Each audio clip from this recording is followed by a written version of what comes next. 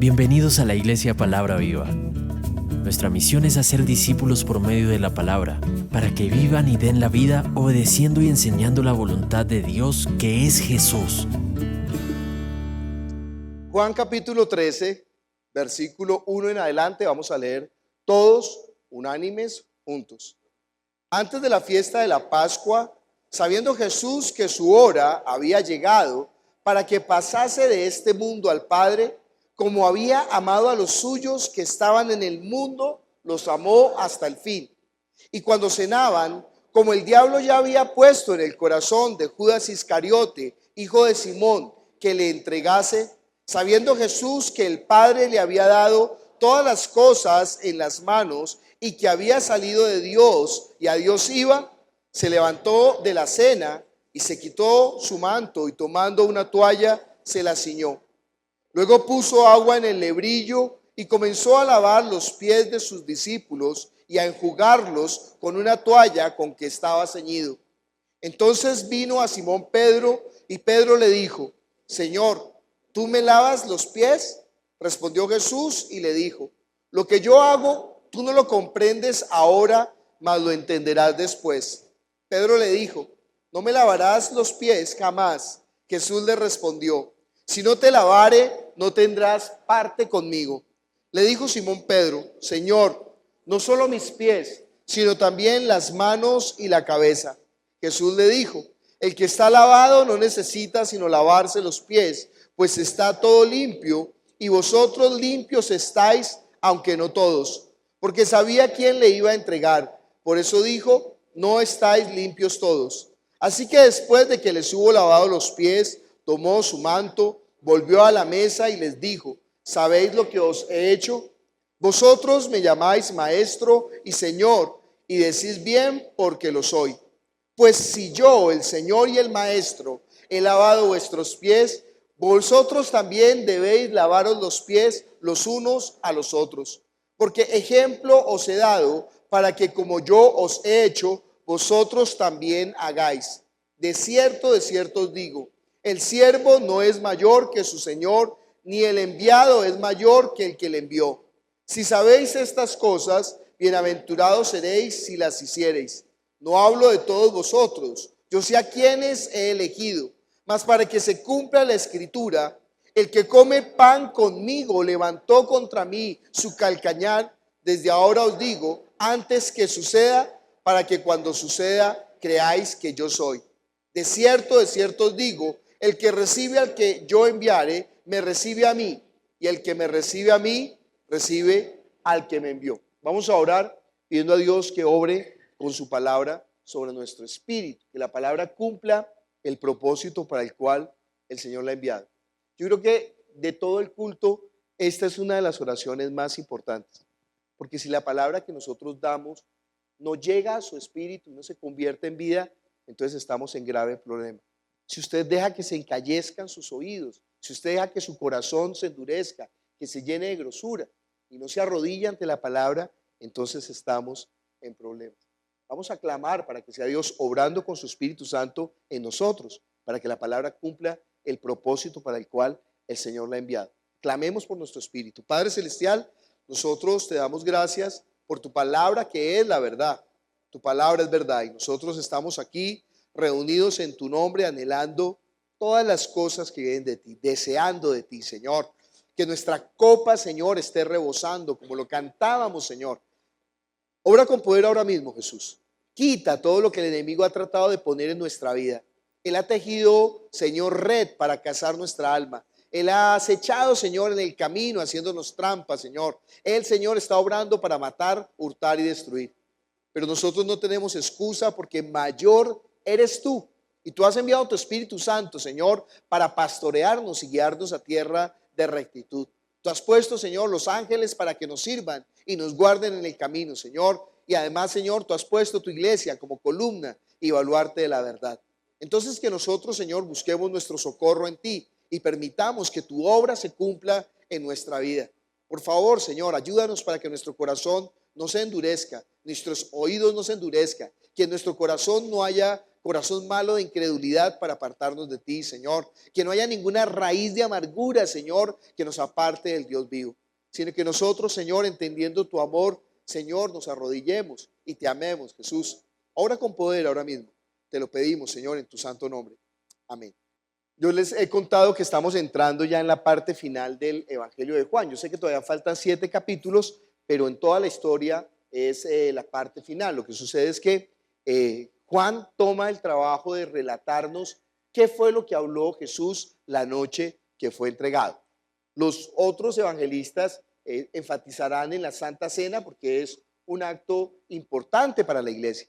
Nosotros en la cena estamos recordando la misericordia de Dios, estamos recordando que Él derramó su sangre por nuestros pecados, que su cuerpo fue abierto para que nosotros sin ningún temor nos acercáramos confiadamente al trono de la gracia. Pero lo que Jesús dijo esa noche fue muy importante. Y creo que en todo el plan de Dios, en la edición de la palabra, pues lo apartó en Juan para que eso no se diluyera, sino que quedara muy concreto qué fue lo que Jesús habló en esa noche. Juan capítulo 13, 14, 15, 16 y 17. 5 capítulos hablando acerca de lo que Jesús habló allí con los discípulos. Pero antes de hablar, Jesús comienza haciendo un acto impresionante. Claro, para nosotros no es tan impresionante. Creo que hay un problema, que nosotros estamos dejándonos de impresionar ante la obra de Dios. Es más por ignorancia, es más porque no estamos entendiendo, ¿no? Le sucede como al niño que le dice a la mamá, mamá, cómpreme un Nintendo, el último Nintendo. Y entonces la mamá le dice, no tengo plata. Y dijo, ay, ¿cómo no tienes plata si tú metes esa tarjetica plástica y inmediatamente el aparatico te da plata? Porque él no entiende lo que hay detrás de eso, no entiende el trabajo que hay detrás de eso, no entiende el sacrificio que hay detrás de todo eso. O cuando el hijo es tontico y no creció, no supo crecer, y entonces va a la universidad y en lugar de meterse a las clases, se va a tomar trago en la tienda de enfrente, ¿no? Burlándose de la universidad, del profesor y de los padres, pero no entendiendo que él se está burlando es de quién, de él mismo. Porque no entiende todo el trabajo que hay detrás de un semestre universitario, pues del pago de los papás, ¿no? Yo cada vez aprecio más a mi papá porque éramos 7 en la casa y a todos nos dio estudio. Y yo decía, pero qué maravilla, ¿no? Porque pasa también antes el dinero alcanzaba más.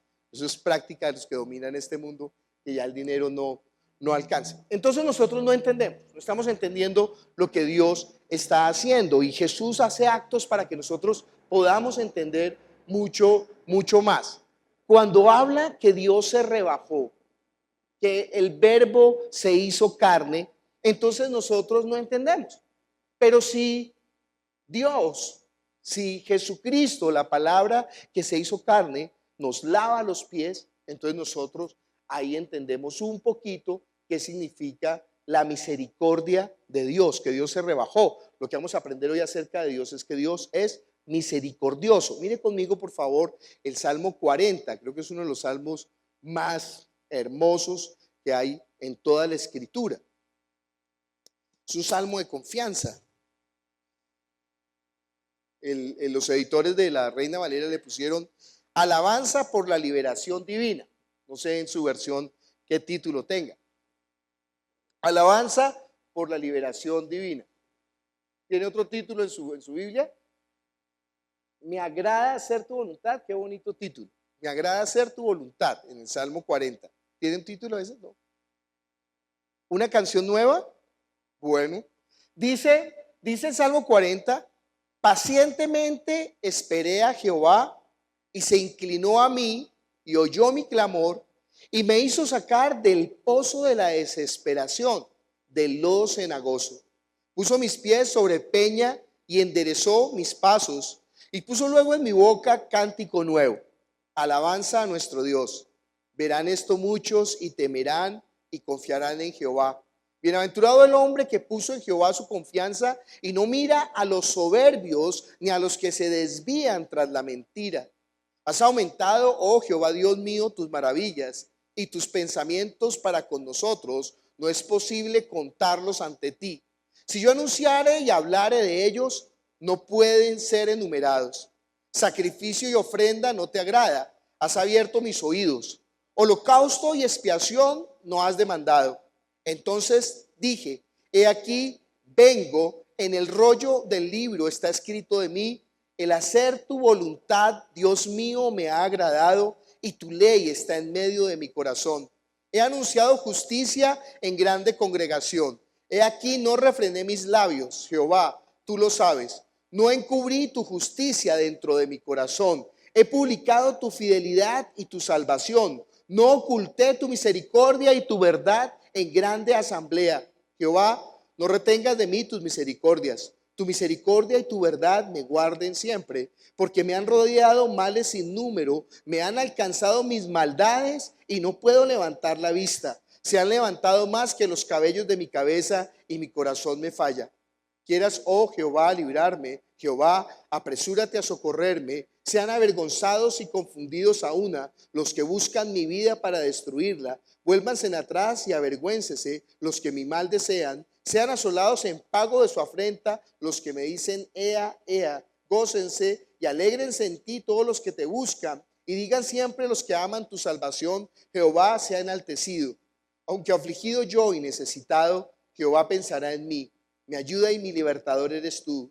Dios mío, no te tardes. Es demasiado hermoso ese salmo.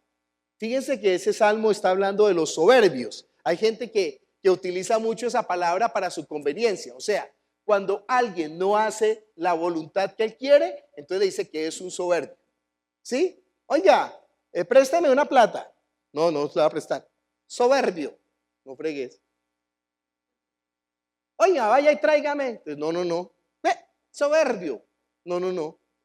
¿Quién es el soberbio? ¿De quién está hablando la Biblia? ¿Quién es el soberbio? El que no quiere hacer la voluntad de Dios, que no quiere reconocer su pecado en arrepentimiento delante de Dios. Ese es el soberbio. Porque usted entiende que el principio de Dios, la justicia de Dios, es su misericordia. ¿Qué es misericordia? Él es amplio en perdonar. De modo que no tenemos excusa. Él está diciendo, en Isaías dice, venid a mí y estemos a cuenta. Si tu pecado fueren como la grana, como la nieve serán emblanquecidos. Si fueren rojos como el carmín, vendrán a ser como blanca lana. Pero ¿sabe qué dice el soberbio? El soberbio dice, no, yo no estoy pecando. ¿Sabe qué dice el soberbio? Yo estoy bien. ¿Sabe qué dice el soberbio? Yo tengo una disculpa para mi pecado. El soberbio siempre tiene cómo salirse. El soberbio sabe qué piensa, no importa, no importa, ya me gocé esta vida. Yo estaba viendo la película de Rhapsody Bohemia, ¿no? De Queen. Y me impactaba como un hombre a los 45 años muere con todo el peso de una vida botada a la basura, ¿sí?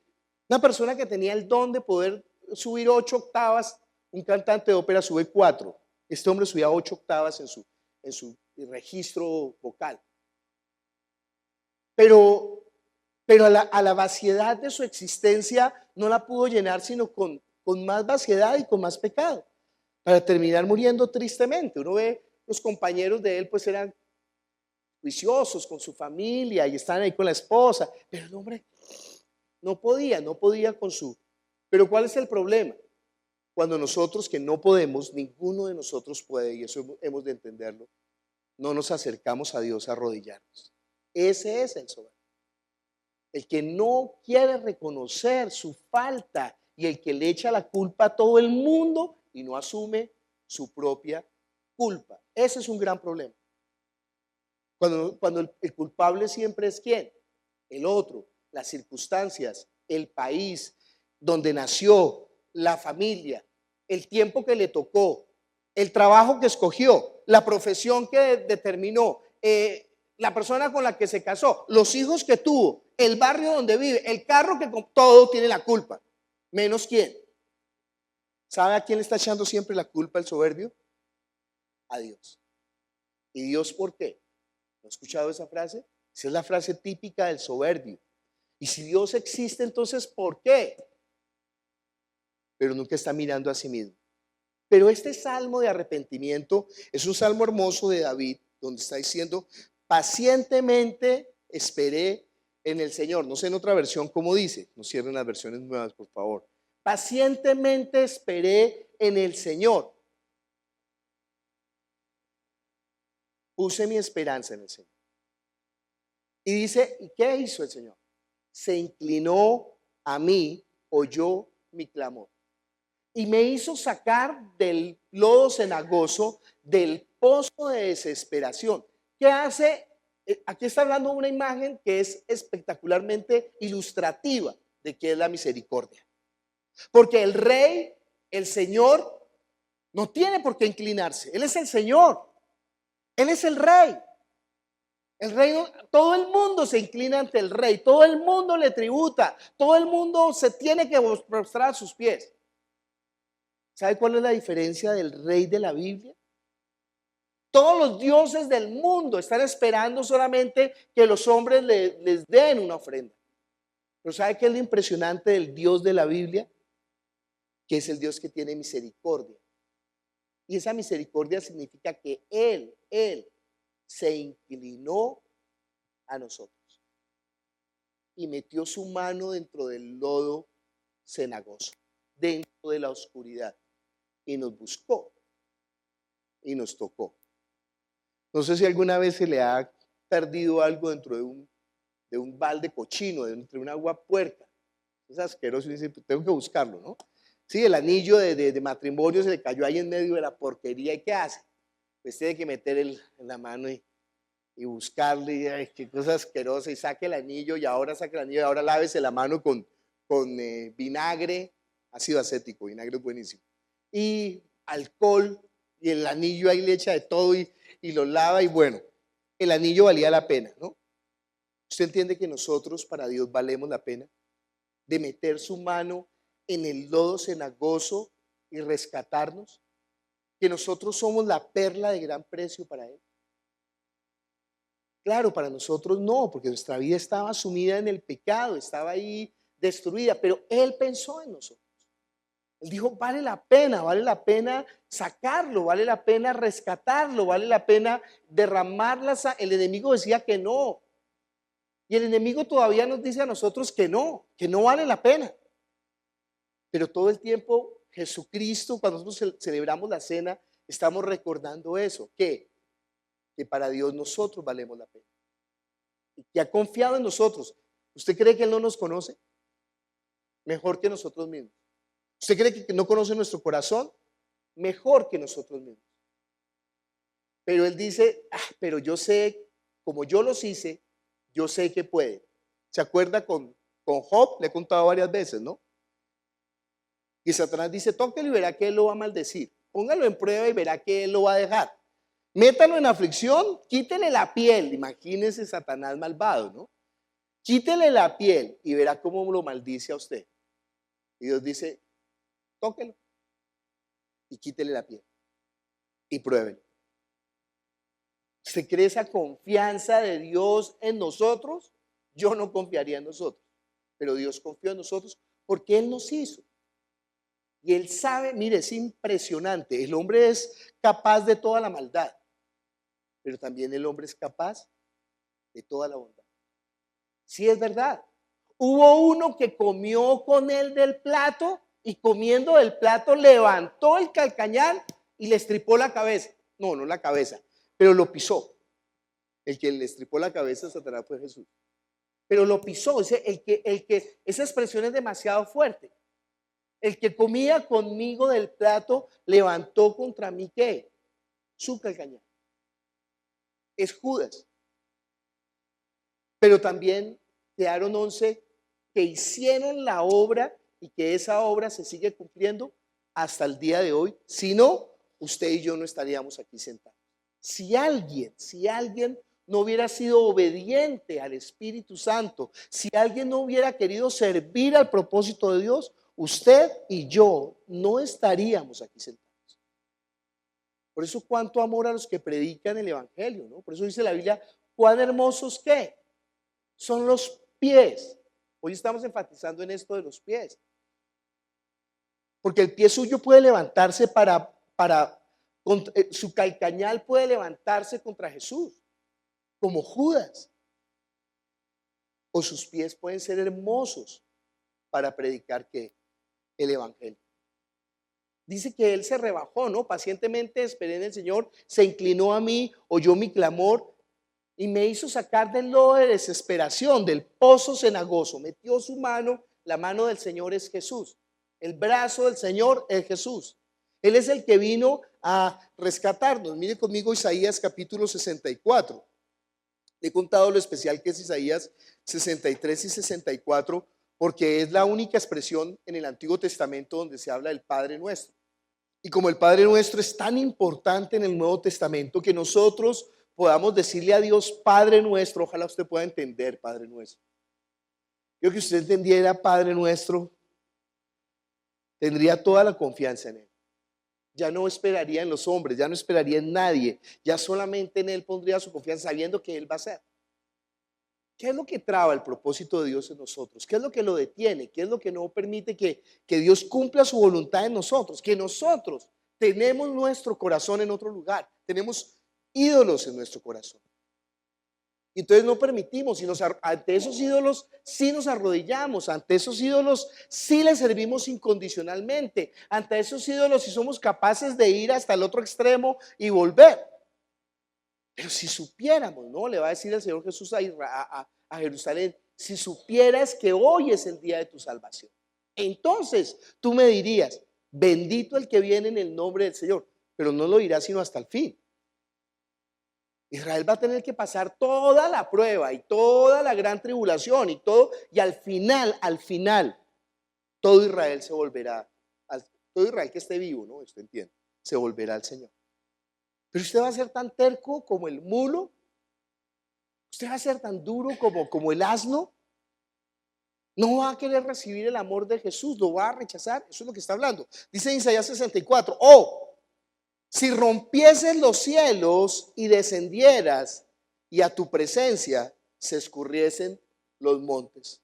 Claro, el profeta está diciendo, ¿qué tal, no? Si tú vinieras, le está diciendo, mira, hasta nuestro propio padre de la carne no nos sirve ser descendientes de Abraham ni de Jacob, pero realmente tú eres nuestro padre, no nos desampares. Y entonces dice ahí, si rompiese los cielos, descendieras y a tu presencia se escurriesen los montes, como fuego abrasador de fundición, fuego que hace hervir las aguas, para que hicieras notorio tu nombre a tus enemigos y las naciones temblasen a tu presencia. ¿Cuál es el problema? Aquí está hablando de la segunda venida. La primera venida Él apareció como un cordero sin mancha. Y es que un cordero no causa susto. Nosotros, ahí da risa, ¿no? Ante los poderosos nos arrodillamos. Ante los poderosos le lamemos los pies. Si el jefe dice se queda hasta las 11 de la noche, hasta las 11 de la noche, porque el jefe lo dijo, ¿no? Pero ante los humildes los despreciamos. No se da cuenta cómo está el corazón de alguien, ¿no? ¿Cómo es con los demás? Según la conveniencia, ¿no? Si es poderoso, su merced, ¿qué necesita que le haga? Voy y le traigo. Pero si es humilde, no tengo tiempo. No tengo tiempo. Él apareció humildemente. Y tan humilde que para mostrarnos esa humildad, para que la entendiéramos, ¿qué hizo? Lavó los pies de los... Ese hecho no se le iba a olvidar a los discípulos. Ellos no iban a pasar por alto eso. Eso quedó ahí en ellos, ¿sí? ¿Quién le lavó los pies a usted? Jesús me lavó los pies. ¿De verdad Él lavó los pies? Es que era el oficio, yo le conté la vez pasada, era el oficio del esclavo, era el oficio menor, era el oficio que, imagínense, los judíos que no estaban en una buena situación por el Imperio Romano, contrataban un esclavo para lavar los pies, porque para ellos eso era. Por eso Juan el Bautista, cuando quiere resaltar que él no es nada ante el que va a venir, dice, yo no soy digno de desatar la correa de sus calzados para limpiarle los pies. Yo no soy digno, yo no soy nada, yo soy polvo, yo soy absolutamente nada. Cuando no había un sirviente o un esclavo que lavara los pies, entonces se turnaba. Decía, bueno, el oficio es harto, A alguien le toca, entonces vamos a hacer esa prueba, ¿no? Entonces alguien que en las oficinas dicen, alguien que prepare el café, entonces se turnan quien prepara el café, para que sea justo y equitativo entre ellos. Pero fíjense, aquí ellos llegan, además llegan a una cena importante porque van a celebrar la Pascua, y la Pascua era súper importante. Pero ellos se hacen los locos y no quieren limpiar los pies. Miren un momento Lucas capítulo 22. ¿Qué es lo que ellos están buscando? Algunas personas que se enredan la vida. ¿Qué significará el lavamiento de los pies? Porque a mí me parece que eso esconde algo teológicamente profundo, viejo. No se vaya por lo profundo, hágale a lo pandito, porque en lo profundo usted se ahoga. Si no entiende lo pandito, ¿qué es lo pandito de esta enseñanza? Servir los unos a los otros. ¿No entiende eso? No entiende que en la iglesia no hay lugar para levantarse, no entiende que en la iglesia no hay lugar para líderes, sino para siervos. Eso es lo que enseña la vida, tan sencillo, o sea, eso no tiene profundidad teológica y escatológica en donde podemos entender la hermenéutica profunda a través de una exégesis correcta. No, viejito. Si usted no puede comerse una polvorosa, no trate de agarrar ahí un pan duro porque se le va a caer todos los dientes.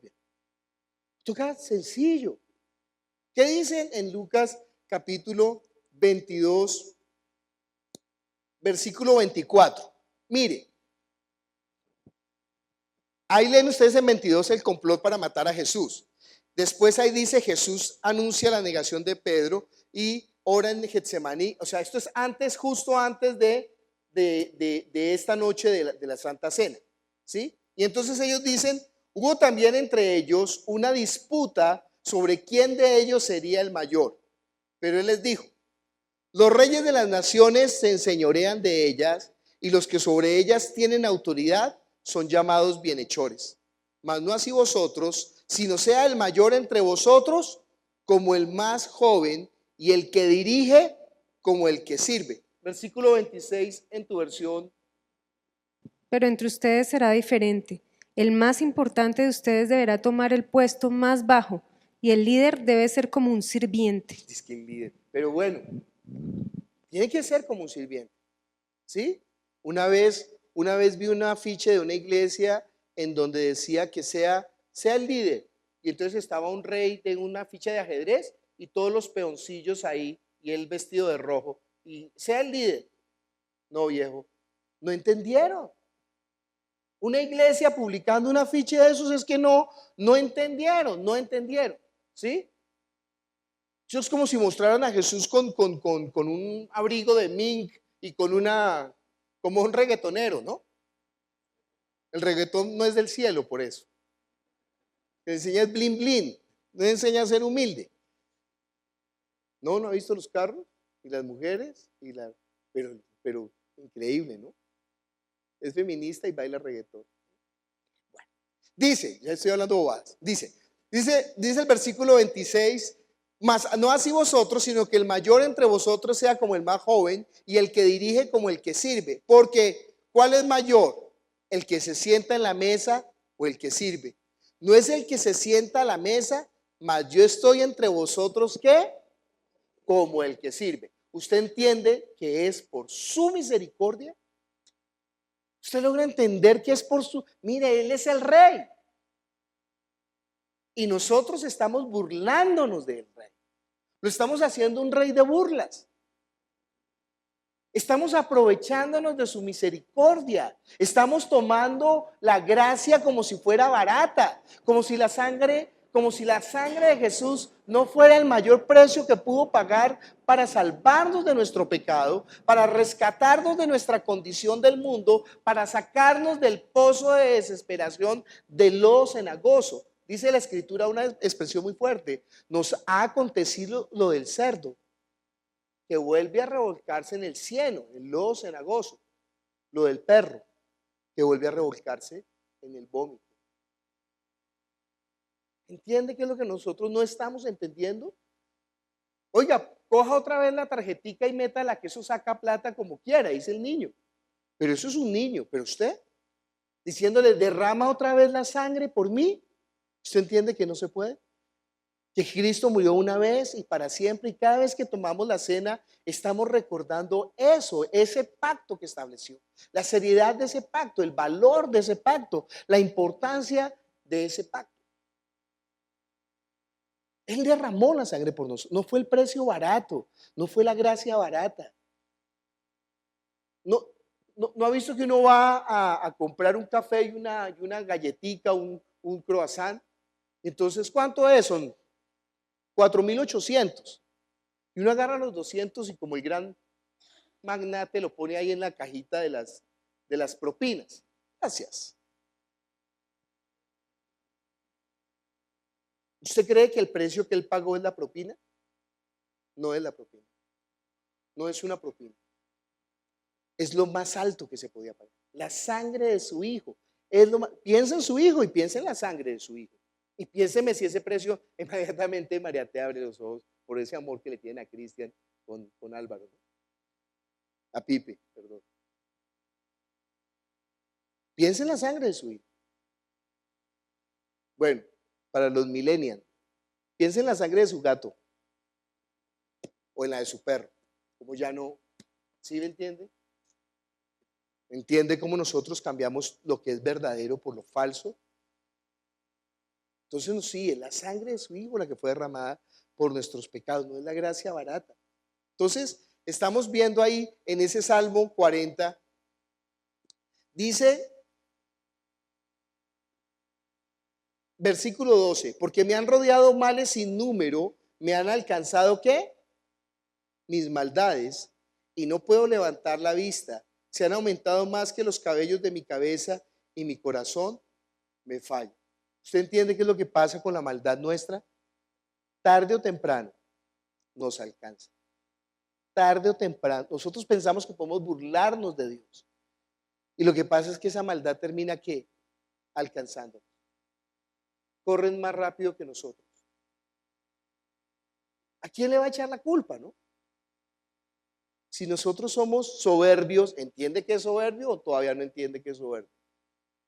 Soberbio es el que no quiere reconocer su maldad. Y que por culpa de su maldad está recibiendo el pago debido de su extravío. Y Dios en su misericordia empieza como el padre que ama al hijo. Una persona me decía, esa disciplina es como muy dura. Y entonces yo le quité todos los argumentos rápido diciéndole, piense en sus hijos. ¿Cómo disciplina usted? ¿Y para qué los disciplina? Es que el problema no es, ay, no avergoncemos al niño porque, no viejo, no piense de esa manera porque lo está corrompiendo. Le arma la pataleta en el supermercado. No avergoncemos al niño, no lo vaya a reprender, no lo avergoncemos. Y entonces terminará sacándolo de la cárcel, ni siquiera lo va a sacar de la cárcel. Llevándole un portacomida con pollito, la comida que le gusta. ¿Se entiende que el padre a quien ama, ¿qué? Disciplina a todo aquel que llama por hijo. Entonces pero ni siquiera en la disciplina queremos reaccionar. Ni siquiera en la disciplina somos capaces de reconocer que lo que pasa es que nuestras maldades nos han alcanzado. ¿O está pensando que porque no ha recibido toda la disciplina, entonces está usted impune y que Dios no disciplina al que ama? Lo que pasa es que nos está dando tiempo, dice la Biblia. En el extremo del amor, dirá Pablo, ay, esa persona antes de que se pierda, ¿qué? Que sea entregada a Satanás, para que aunque su cuerpo muera, su espíritu, ¿qué? Se salve. Ay, si nosotros nos vamos a apartar del Señor, si nos vamos, es que eso es tan lento, eso es el corazón se endurece, ¿sí? Ahí, cuando ya uno se da cuenta que el corazón está aquilosado como una piedra, ya no siente, ya no se arrepiente, ya no llora, ya pone la cara y dicen, yo soy ladrón, ¿qué importa? Y yo fornico, ¿y qué importa? Yo adultero, ¿qué importa? Eso no es problema, viejo. Consumo drogas, no importa. Robo, pero no importa, no, ya no importa. Porque Dios me perdona. No, viejo. Con esa actitud no lo perdona porque usted es soberbio y cayó en la trampa del diablo. Tiene que venir en arrepentimiento a sus pies. Tiene que postrarse ante Él. Dice, Señor, perdóname. ¿Y qué hace el Señor? ¿Qué hace el Señor? Amplio. Es amplio en perdonar. Es que su misericordia, mire conmigo, primera de Juan capítulo 1. Su misericordia no se acorta, nueva. ¿Entiende qué es la misericordia? Él nos conoce. Él sabe con qué estamos luchando. Él conoce nuestras concupiscencias, o sea, nuestras debilidades de la carne. Él no quiere que ninguno perezca. Usted está ignorando que su paciencia, benignidad y longanimidad lo está guiando al arrepentimiento. ¿Lo está tomando por juego? Primera de Juan, capítulo 1. Leamos desde el versículo 5. Este es el mensaje que hemos oído de Él y os anunciamos. Dios es luz y no hay ninguna tiniebla en Él. Otro versículo en otra versión actual. Este es el mensaje que oímos de Jesús y que ahora les declaramos a ustedes. Dios es luz y en Él no hay nada de oscuridad. Y en Él no hay nada de oscuridad. ¿Usted piensa que nosotros podemos pecar impunemente y si estamos bien con Dios? No, al menos tiene que sentirse un poquito mal, como Judas, al menos como Judas. Usted ni siquiera llega al nivel de Judas, viejo. ¿No es que Judas se sintió mal y fue, confesó, lo hice mal y devolvió el dinero? Y después fue llorando y se ahorcó. Bueno, se iba a ahorcar. Usted ni siquiera se siente mal. Usted dice, no, yo no hice nada. Lo que pasa es que usted no sabe que los estudiantes están revolucionados, que el presidente subió los impuestos, que el mundo está en caos, que los koalas se están extinguiendo, por eso yo soy así. Ni siquiera como Judas se siente mal. Dice, ese es el mensaje que hemos oído de Él y os anunciamos. Dios es luz y no hay ninguna tiniebla en Él. Si decimos que tenemos comunión con Él y andamos en tinieblas, ¿qué? Mentimos y no practicamos la verdad. Pero si andamos en luz como Él está en luz, tenemos comunión unos con otros y la sangre de Jesucristo, su Hijo, nos limpia de todo pecado. ¿Más misericordia que esa? ¿Por qué está peleando con sus hermanos? ¿Por eso? ¿Por su pecado? ¿Pero no reconoce su pecado? Pero mire lo que dice ahí, la sangre de Jesucristo, su Hijo. Y mire que aquí estamos relacionando una cosa, ¿sí? Nuestra sociedad, la limpieza del Señor y la comunión entre los hermanos. Si decimos que no tenemos pecado, nos engañamos a nosotros mismos y la verdad no está en nosotros. Si confesamos nuestros pecados, Él es fiel y justo para perdonar nuestros pecados y ¿qué? Y limpiarnos de toda maldad. Si decimos que no hemos pecado, le hacemos a Él mentiroso y su palabra no está en nosotros.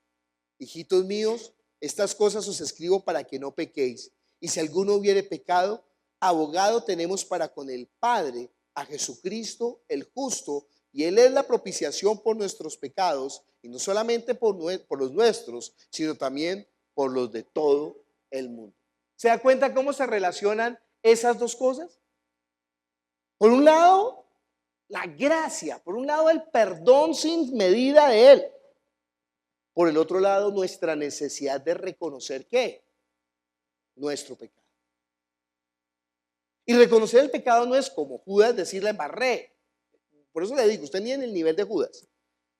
Porque ni siquiera dice la embarré. ¿No se siente mal? Pero no es tampoco en el nivel de Judas. No sirve decir, sí, la embarré y qué. Y la embarré y qué. No sirve. Tiene que volverse al Señor. Rápido, urgente, pronto. No se tarde. A Él correrá el justo y qué. Y levantado será. Por eso dice el salmista en el salmo que estábamos leyendo, espera en el Señor, alma mía, porque aún he de alabarle, salvación mía, ¿y qué? Y redentor mío, roca mía. Porque se acuerda que puso mis pies sobre peña, enderezó mis pasos y puso luego en mi boca, ¿qué? Un cántico nuevo. Alabanzas a nuestro Dios. Usted se da cuenta que si usted se deja engañar del enemigo, entonces usted no va a poder predicar el evangelio, porque el enemigo lo va a acusar, porque eso es lo que él quiere, neutralizarlo. Dice que los enemigos están tejiendo una red para cazarlo. ¿Cómo lo caso? ¿Sí? A cada uno nos mira y cómo lo muestra a ver. ¿Cuál es su debilidad? ¿Por dónde lo agarro? Muestre a ver y empieza ahí a tejer, ¿sí? Esa red. ¿Cómo? Muestre a ver. Vamos a poner primero un poquillo por aquí, otro poquillo por acá. Aquí una trampita y muestra aquí un poquito. Y lo voy acostumbrando y muestra a ver. Y nosotros, no importa, no importa, no importa. Hasta que llegamos al punto de que decimos que, ¿sabe qué? No me importa. Endureciendo nuestro corazón. ¿Qué hace el Señor Jesús? Volvamos a Juan capítulo 13.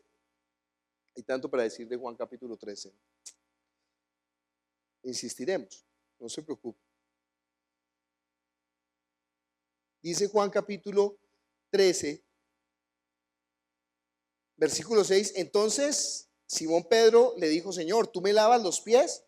Respondiendo Jesús le dijo: lo que yo hago, tú no lo comprendes ahora, mas lo entenderás después. ¿Por qué lo va a entender después? Mire conmigo Juan capítulo 14, versículo 26. Mas el Consolador, el Espíritu Santo, a quien el Padre enviará en mi nombre, Él os enseñará todas las cosas, os recordará todo lo que yo os he dicho. Juan capítulo 15, versículo 26. Pero cuando venga el Consolador, a quien yo os enviaré del Padre, el Espíritu de verdad, el cual procede del Padre, Él dará testimonio acerca de mí. Juan capítulo 16, versículo 13. Bueno, desde el 8. Y cuando Él venga, desde el 7. Pero yo os digo la verdad, os conviene que yo me vaya, porque si no me fuera, el Consolador no vendría a vosotros, mas si me fuere os lo enviaré. Y cuando Él venga, convencerá al mundo de pecado, de justicia y de juicio. De pecado por cuanto no creen en mí, de justicia por cuanto yo voy al Padre y no me veréis más, y de juicio por cuanto el príncipe de este mundo ha sido ya juzgado. Aún tengo muchas cosas que deciros, pero ahora no las podéis sobrellevar. Pero cuando venga el Espíritu de verdad, Él os guiará a toda la verdad, porque no hablará por su propia cuenta, sino que hablará todo lo que oyere, os hará saber las cosas que habrán de venir. Él me glorificará, porque tomará de lo mío y os lo hará saber. ¿Quién es el que empieza a obrar con la palabra en nosotros? ¿Quién es el que comienza a pastorearnos? ¿Quién comienza a tomar el señorío en nuestra vida? ¿O quién debería? ¿Quién? El Espíritu de Dios. ¿Y saben qué? Donde está el Espíritu del Señor, ahí hay libertad. Somos libres, nos hacen. ¿Qué quiere hacer el enemigo? Encarcelarnos, atarnos, ponernos un yugo pesado, hacer que aborrezcamos nuestra vida hasta colocarla en una ruleta y que no nos importe jugárnosla como sea. Pero Él vino a darnos vida y vida en abundancia, libertad absoluta, gozo, plenitud de la existencia, hacernos pasar todo su bien delante de nuestro rostro. ¿Por qué no le creemos? Porque el enemigo también nos ha cegado, nos ha puesto un velo, no nos deja ver, nos embota, nos acorrala, Él es especialista en eso. Entonces, cuando hay una lámpara, las lámparas de la época de Jesús estaban llenas de aceite, eran de aceite, no eran de parafina como hoy en día, parafina sólida. Eso se hizo por métodos prácticos de poder llevar una vela donde uno quiera, pero esto era aceite. Y esas lámparas, usted las ha visto que son como las lámparas de Aladín, que son con un piquito así, pero no eran de metal, eran de barro, eran lámparas de barro. Y entonces en el piquito se ponía una mecha que absorbía el aceite y se prendía la mecha. Pero resulta que la mecha empieza a brillar y por el brillo comienza a quemarse. Y entonces cuando se va quemando, eso que se va quemando, el pábilo que se va quemando, empieza a generar un mugre y ese mugre empieza a caer sobre el mismo huequito donde está el pábilo. Y empieza el pábilo ¿a qué? A apagarse. Él no vino a apagar el pábilo que humea. Él vino a limpiarnos. Eso significa limpiar. Significa, ya estamos llenos de aceite, hemos recibido la vida. Cuando venimos a Jesús, su Espíritu Santo viene a morar en nosotros. Pero con el tiempo, el pábilo comienza a crear su propio mugre. ¿Entiende que cada uno de nosotros tiene su propio mugre? Pero no importa, Él nos limpia. ¿Con qué? Con la palabra. Mire conmigo Efesios capítulo 5. Porque nos ama, porque sabe. Él sabe todo lo que podría hacer con nosotros. Nos estimó. Él desea que el enemigo no nos neutralice. Todo lo que podía hacer con nosotros. Ni siquiera usted sabe lo que Él puede hacer con usted. Pues si usted se dispone, porque como no se dispone, sino que le quiere al diablo, ¿sabe qué quiere hacer el diablo? Neutralizarlo. Como los balones de basquetbol que saca el aire. ¿Para qué sirve un balón de basquetbol sin aire? No rebota. Dice en Efesios capítulo 6, maridos, amad a vuestras mujeres así como Cristo amó a la iglesia y se entregó a sí mismo por ella, para santificarla, habiéndola purificado en el lavamiento del agua por la palabra, a fin de presentársela a sí mismo, una iglesia gloriosa, que no tuviese mancha, ni arruga, ni cosa semejante, sino que fuese santa y sin mancha. ¿Qué está haciendo Jesús con nosotros? Nos está limpiando. Es más, Él quiere limpiar. Es más, si no nos dejamos limpiar, ¿qué va a pasar? No vamos a tener parte con Él. ¿Qué soberbio? El que no se deja limpiar. Entonces Pedro le dice, no. Es una falsa humildad, ¿no? No, a mí no me limpies. Y entonces le dice Jesús, Pedro, si yo no te lavo, no tendrás parte conmigo. Le dijo Simón Pedro, Señor, no solo mis pies, sino también las manos y la cabeza. Es que él es demasiado histriónico, ¿no? No, ya el que está, Jesús le dijo, el que está lavado no necesita sino lavarse los pies, pues está todo limpio y vosotros limpios estáis, aunque no todos. Entiende que en este trasegar, en este camino, nosotros nos ensuciamos las manos y los pies. Todos nosotros. Y necesitamos, ya estamos limpios, ya Él lavó nuestro espíritu, ya nos compró con su sangre, la sangre de su Hijo nos limpia de todo pecado, lo acabamos de leer en Primera de Juan. Pero necesitamos lavarnos las manos y los pies. No dejar contaminarnos, no dejar, ¿sí? Y Él quiere, Él desea limpiarnos. Y además dice, Jesús le dijo, el que está lavado no necesita sino lavarse los pies, pues estáis todo limpio y vosotros limpios estáis, aunque no todos, porque sabía a quién le iba a entregar. Por eso dijo, no estáis limpios todos. Así que después que les hubo lavado los pies, tomó su manto, volvió a la mesa y les dijo, ¿sabéis lo que os he hecho? Vosotros me llamáis maestro y señor, y decís bien porque lo sois. Pues si yo, el Señor y el maestro, he lavado vuestros pies, vosotros también debéis lavaros los pies los unos a los otros.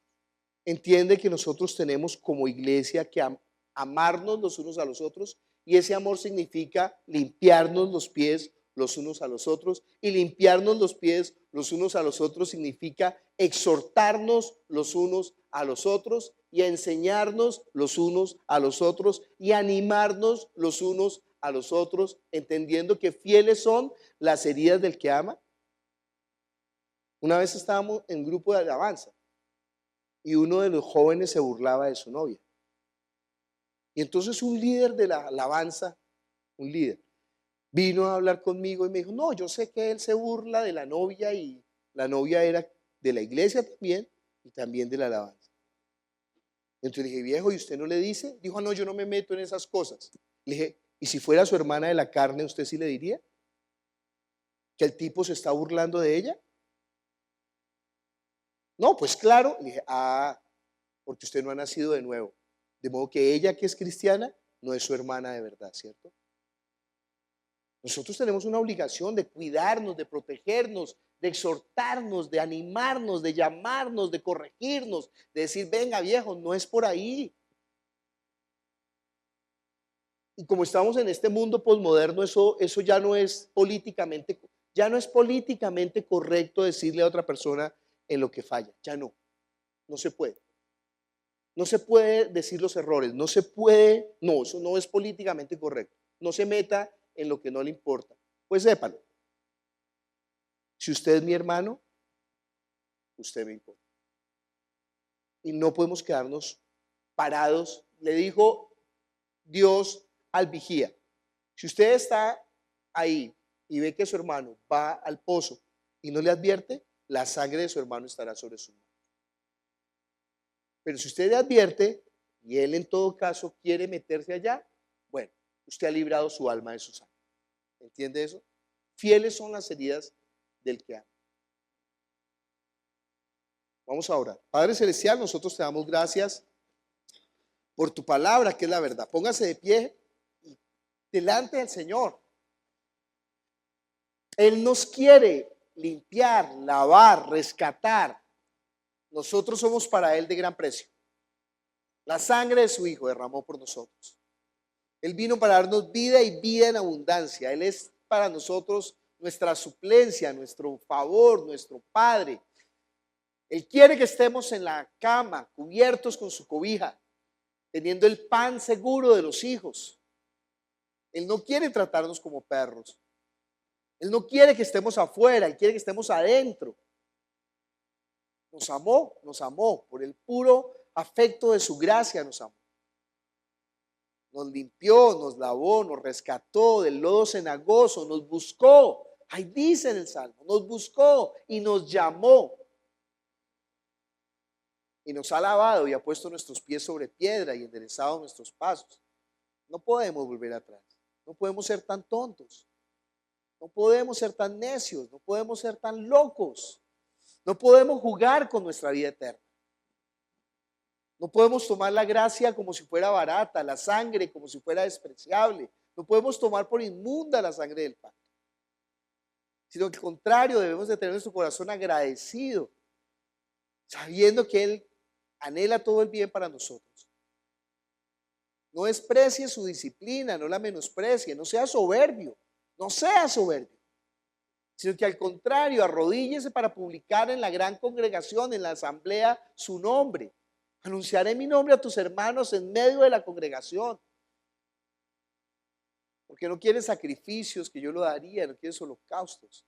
Los sacrificios de Dios son el espíritu quebrantado, al corazón contrito y humillado no despreciarás tú, oh Dios. Ayúdanos, Señor. Obra con poder, gracias que tú nos limpias, tú nos lavas, tú nos sanas, tú nos rescatas, tú nos reprendes, tú nos exhortas, Señor. Tú nos disciplinas, Señor. Ayúdanos a vivir para ti y a no hacerle el juego al enemigo. Gracias te damos, Señor, por tu palabra, Señor, que no sea callada. Gracias te damos, Señor, en el nombre de Jesús. Amén.